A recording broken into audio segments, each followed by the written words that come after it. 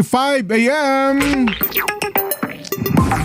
Inanunsyo po naman ni Cainta Mayor Elenita Nieto na inilagay na po ang munisipalidad sa ilalim ng state of calamity kahapon. Patuloy po na nagpapaulan ang southwest monsoon at bagyong Karina.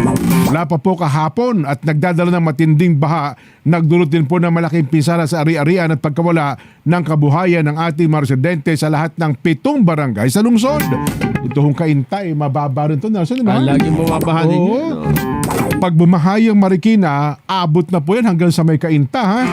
Ayon po kay Mayor Nieto, magpapatuloy ang pagbibigay po ng relief at pagkasagawa daw po ng rescue operations sa layuning ma-restore ang bayan ba ng Cainta. Patay na punta yun ang Taytay tayo, no, ha? Hindi kasi pati Taytay na gano'n na. Ayun, Pinagsama, gusto niya maging mayor ng Taytay.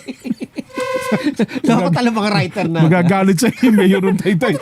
Pati Taytay sasakopin. Hindi, mayaman naman yung mga Yeto. Bigyan nyo na ng tulong. Magkadikit kasi yan eh. Nga, Taytay at Cainta. May mga boundary yan. No? Yeah. Ay, hindi. Kung Taytay, Cainta, tulong lang naman, hindi naman tatakbo sa Taytay, tutulungan nyo, pwede na rin. Si Mayor Nieto pa. Ay, naka. Alam mo pa, dati yan eh. Isa lang bayan yan eh. Cainta at Taytay eh. Ganun ba? Oo, pinagbukod lang yan. Pinaghiwalay lang ba? Tawag dyan? Oo. Kaintay. Kasi nagugutom yung tatay niya. Kaintay. Ayaw kumain. Ayaw kumain. Pinaghiwalay. Ayaw mo ha. Dito lang ako. Kainta. Hiwalay tayo kung hiwalay. Tigas ang ulo mo eh. Ayaw mo gano'n. Ayun. Si Taytay, napunta sa Taytay. Yung bata, nagpapakain. Kainta na lang.